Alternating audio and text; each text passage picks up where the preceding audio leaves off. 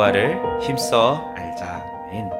하나님이 가시떨기 앞에서 모세를 사명자로 부르시는데 모세가 여러 가지 이유로 거절을 하죠. 첫 번째는 자기에 대한 불확실성이었습니다. 내가 뭔가 할 수 있다고 생각하고 애굽에서 자기 생명을 걸고 거사를 도모했지만 오히려 너가 누구이간데 우리의 법관 재판관이 되겠느냐라고 백성들이 너가 누군데 그러느냐라고 얘기를 들었죠. 그래서 똑같이 모세가 얘기합니다. 하나님, 제가 누구이기에 이 일을 합니까? 어쩌면 삶을 바쳐 구원하고 싶었던 백성들에게 받은 상처의 표현이기도 하고, 그래서 결국 자기에 대한 불확실성이 있지요. 그랬더니 주님께서 내가 너와 함께 하겠다 말씀을 하십니다. 너가 아무것도 아닐지라도, 너가 누구일지 몰라도 그런 것과 상관없이 내가 너와 함께 하기 때문에 너가 가능한 것이다라는 말씀이 얼마나 우리에게 큰 힘이 되고 감동이 되는지요. 우리에게도 주님께서 너가 할 수 있는 게 없고 아무것도 아니라도 괜찮아. 내가 함께 하기 때문에 넌 할 수 있는 거야. 라는 귀한 말씀으로 받으시길 축복합니다. 허리도 불편하시고 몸도 안 좋으시고 또 이런저런 상황 속에서 힘든 분들이 참 되게 많으신데, 그럼에도 불구하고 하나님께서 우리를 통해서 아름답게 교회를 가꾸어 가시는 것은 하나님이 함께 하시기 때문임을 믿으시기 바랍니다. 그리고 나중에 칭찬하시겠죠. 우리를. 얼마나 감사한 일인가요? 3장 13절에서는 두 번째로 거절합니다. 처음에는 나에 대한 불확실성이었다면 이제는 하나님에 대한 불확실성입니다. 사람들이 누가 보냈냐고 하면 제가 뭐라고 해야 되나요? 이런 내용이죠. 14절에 하나님께서는 자신에 대해서 대답을 하시는데, 하나님께서 자신의 정체성을 처음으로 성경에 말씀하신 분이 바로 오늘의 이 3장 14절 말씀입니다. 그래서 매우 중요하겠죠. 히브리 성경에서는 나는 곧 나다, 스스로 있는 자라는 표현 대신에 I am who I am, 에흐에 아슈에르 예흐라고 표현을 합니다. 이 말은 무슨 뜻이냐면 나는 곧 나다 라는 이 말은, 이것이 왜 나는 스스로 있는 자다라고 번역이 됐냐면은 이 성경이 예수님께서 살았을 때 당시의 언어인 히브리 언어가 아니라 그 헬라어로 다시 한번 이렇게 번역이 되는 과정에서 헬라 문화에 있는 신에 대한 의식 때문에 쓰여진 바입니다. 이게 무슨 뜻이냐면 헬라 시대의 신은 누군가가 그를 움직이게 하면 신이 아니라 그 신은 가만히 있고 온 세상을 움직이게 하는 그런 것이 신이거든요. 그래서 누구 때문에 존재하는 것이 아니라 자기 스스로 존재할 때 신이 될 수 있다가 바로 이 헬라 시대의 신의 모습입니다. 그래서 예수님 당시의 언어인 헬라어 번역을 통해서 나는 스스로 있는 자다라고 이 말을 해석을 했던 것인 것이죠. 그러니까 히브리어를 헬라어로 번역한 것이 아니라 히브리어를 헬라어로 해석한 것에 더 가깝겠죠. 원래는 나는 곧 나다 이 말이었는데, 이것을 하나님이 나는 곧 나다라고 말한 이 부분을 하나님이 누구십니까? 라고 얘기했을 때 표현하는 것으로 이 당시 헬라어 문화권에서 해석이 어려웠던 거예요. 다시 말하면 성경에 오류가 있는 것이 아니라 완벽한 성경을 번역하는 우리 인간들의 언어에 오류가 있다라는 것입니다. 그래서 원래 의미는 뭐라고요? 나는 곧 나다가 맞습니다. 이 표현에서 우리가 깨달을 수 있는 것은 무엇입니까? 우리가 하나님을 온전히 알 수 없다는 하나님의 신비성이 있는 것이죠. 만약에 하나님이 I am who I am 이라고 표현하셨는데 I am, 나는 곧, 그러면서 인간이 알 수 있을 만한 모든 것들을 생각해 보십니다. 하나님께서 예를 들어서요, 나를 산이라고 표현할까? 아니야. 바다라고 표현할까? 아니야. 우주라고 표현할까? 아니야. 뭐 하늘이라 표현할까? 아니야. 왜 다 안 되죠? 이 모든 것들은 다 하나님이 만드신 것들 아닙니까?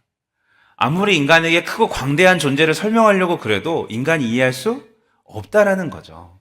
하나님은 그 모든 것을 만드신 분이시기 때문에 인간이 아무리 생각을 해도 그 차원의 이상을 넘어갈 수가 없는, 이것을 질적 차이라고 신학적인 용어로 부르는데, 때문에 하나님은 나는 곧 나다라고 말씀하실 수밖에 없는 거예요. 하나님 자기 존재를 선언하실 때. 할렐루야. 우리가 이해하지 못하는, 온전히 이해할 수 없는 그런 하나님. 그래서 우리는 언제나 모든 피조물들은 하나님을 다 이해할 수 없습니다. 자신이 하나님께서 드러내시는 것만, 이것을 우리는 뭐라고 하죠?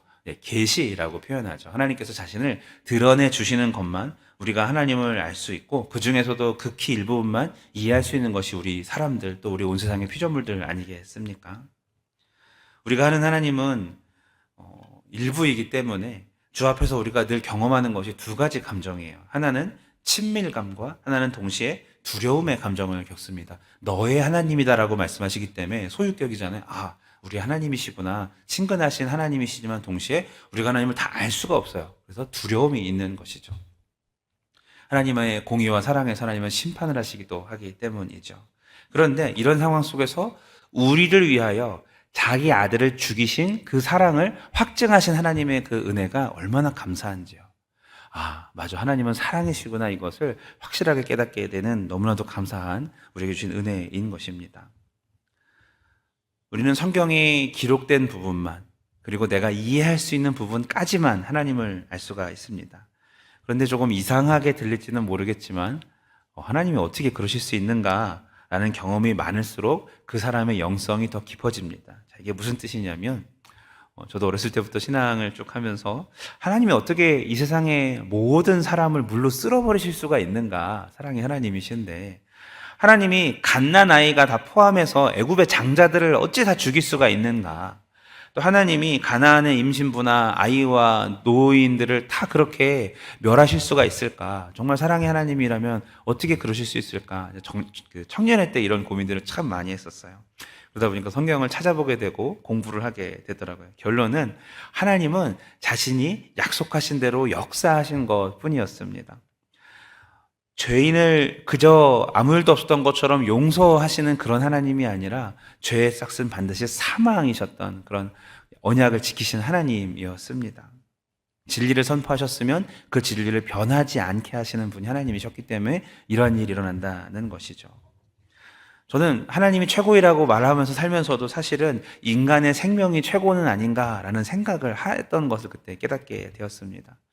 왜냐하면 그들의 죄악이 쌓이고 성경에 보면 죄악이 관영하다라는 표현이 있죠. 하늘에 찰 때까지 꽉 찼다는 말입니다.